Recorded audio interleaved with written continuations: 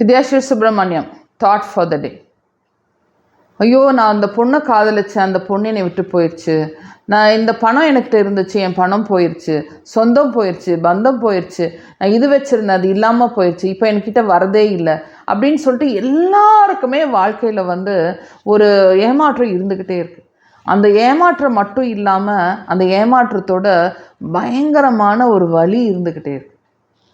So ஏன் இந்த மாதிரி வலியோடு இருக்கும் அப்படின்னா, நம்ம ஒரு எந்த விஷயமே நம்மக்கிட்ட தங்கலை அப்படின்னு நினைக்கிறோம். இப்போ நம்ம பொசஷன் நம்மக்கிட்ட இல்லைன்னு நம்ம நினைக்கும் போது ரொம்ப பெயின்ஃபுல்லாக இருக்குது. எப்போ எந்த விஷயத்த நம்ம பொசசிவாக இல்லாமையும் பொசிஷன் எடுக்காமல் இருந்தோம்னா அப்போ ரொம்ப ஃப்ரீயாக இருக்க முடியும். எதெல்லாம் நம்மக்கிட்ட ஒட்டலையோ அது ஒட்டாது. அதை விட்டுருங்க. அதை பிடிச்சிக்கிட்டே ஏன் ஓட்டலைன்னு யோசனை பண்ணிங்கன்னா அதுக்கு பதிலே கிடையாது. பல விஷயங்களுக்கு பதில் கிடையாது. அது லெட் கோ பண்ணணும், விட்டுறணும். ஓகே, நம்மக்கிட்ட இது வரல, போயிட்டோம். இந்த பொண்ணு எனக்கு செட் ஆகலை, போயிட்டோம். இந்த பையன் நமக்கு செட் ஆகலை, போயிட்டோம். இந்த பணம் நமக்கு வரல, போயிட்டோம் அப்படின்னு சொல்லி நம்ம எப்போ அந்த மனப்பக்குவத்துக்கு வரோமோ அப்போ தான் நம்ம உலகத்துலேயே ரொம்ப அனுபவசாலி ஆயிடும். இதுக்கு ஒரு நல்ல கதை இருக்குது. என்ன கதை அப்படின்னா, ஒரு ராஜா போய் முனிவர்கிட்ட கேட்குறாரு, சாமி, எப்படி நீங்கள் இவ்வளோ நிம்மதியாக இருக்கீங்க? அந்த நிம்மதி எனக்கு இல்லையே. எனக்கு இந்த நாட்டில் எல்லாமே இருக்குது. நான் ஒரு ராஜா, எனக்கு ஒரு அரண்மனை இருக்குது, ஆளுங்க இருக்காங்க, பணம் இருக்குது, எல்லாமே என்கிட்ட இருக்குது.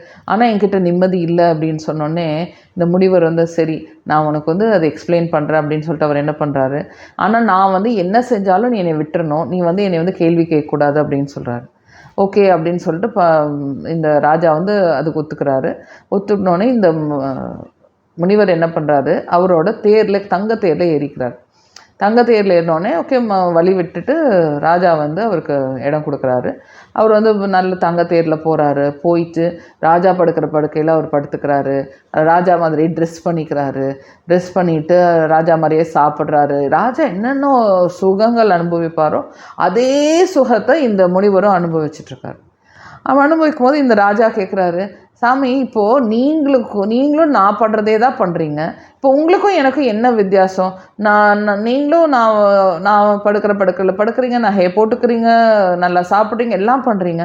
இப்போ உங்களுக்கும் எனக்கு என்ன வித்தியாசம் அப்படின்னு கேட்டோடனே அந்த முனிவர் சொன்னாராம், பாரு, இது எல்லாமே நான் அனுபவிச்சுட்ருக்கேன். ஆனால் இதை விட்டுட்டு நான் போகணும்னு நான் முடிவு பண்ணேன். எல்லாத்தையும் அதே இடத்துல நான் விட்டுட்டு நான் திருப்பி முனிவராக என்னால் போக முடியும். உன்னால் எல்லாத்தையும் விட்டுட்டு வர முடியுமான்னு கேட்குறாரு. ராஜா யோசனை பண்ணுறார், உன்னால் எதையும் விட முடியாது இல்லையா? அதுதான் எனக்கும் உனக்கும் உள்ள வித்தியாசம். நான் எதை வேணாலும் எப்படி வேணாலும் விட்டுட்டு அடுத்த ஸ்டேஜ் நோக்கி என்னால் போக முடியும்.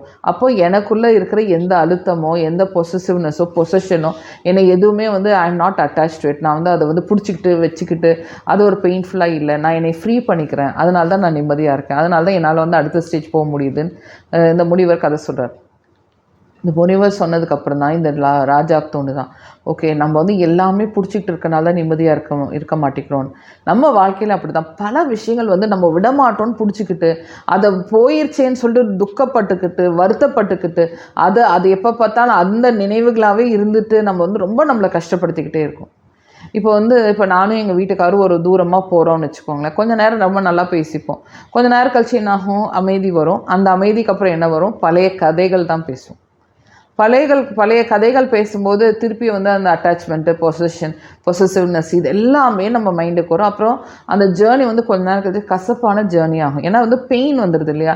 நான் இப்படி பண்ணேன், எனக்கு இப்படி ஆச்சு, அவர் சொல்லுவார், அவருக்கு இப்படி பண்ணேன், இப்படி இதெல்லாம் நடக்கும். இப்போ நாங்கள் என்ன பண்ணுறோம் அப்படின்னா, இப்போ கரெக்டான எலெக்ஷன் டைம் இல்லையா? அந்த எலெக்ஷன் டைமில் நம்மளோட புத்தியை நம்ம கூர்மை பண்ணிக்கணும்.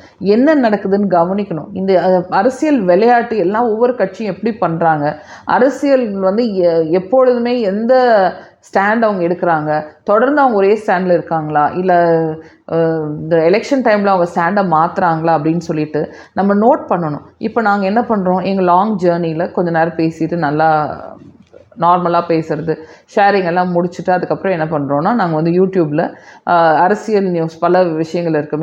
மெயினாக நான் ரொம்ப ரசித்து கேட்குறது மேஜர் மதன்குமாரோடது நான் ரொம்ப ரசித்து கேட்பேன். ஏன்னா அவர் நாட்டு நடப்பு, எப்படி ஒரு எல்லையில் பாதுகாப்பு, ஸோ இந்த மாதிரி விஷயங்கள் பேசுகிறாங்க. கோலாகஸ் டிவி அப்படின்னு இருக்குது, அதில் அவர் உண்மையை பேசுகிறார். இது மாதிரி உங்களுக்கு பிடிச்ச சேனல், உங்களுக்கு பிடிச்ச விஷயங்கள் பல ஆங்கிளில் பார்க்கணும். நம்ம எப்பொழுதுமே ஒரே ஒரே ஒருத்தர் பேசுகிறது ஒரே இதை மட்டும் கேட்கக்கூடாது. பல ஆங்கிளில் நான் பல விஷயங்கள் நாங்கள் கேட்கும்போது அங்கங்கே ஒரு ஹிண்ட் கிடைக்கும். ஓகே, அவங்க இப்படி திங்க் பண்ணுறாங்க, அப்படி திங்க் பண்ணுறாங்கன்னு சொல்லி ஹிண்ட் கிடைக்கும்.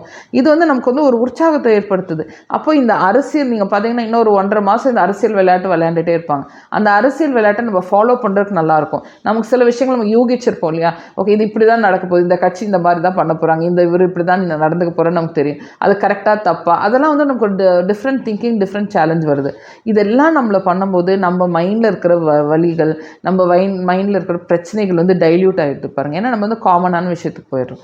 அதுக்கப்புறம் நம்ம வந்து எப்போதுமே ஒரு பிரச்சனையை பற்றி பேசி ஹஸ்பண்ட் ஒய்ஃப்குள்ள பிரச்சனை வராமல் இப்போல்லாம் வந்து நாங்கள் வந்து இந்த ட்ராவலில் இந்த யூடியூப்பில் இந்த மாதிரி வர விஷயங்கள் கேட்டு நாங்கள் வந்து இப்போ வந்து பெட்டராக இருக்கோம். எங்கள் ரிலேஷன்ஷிப்பும் பெட்டராக இருக்குது. இதை நீங்கள் ட்ரை பண்ணி பாருங்கள். ஓகேயா?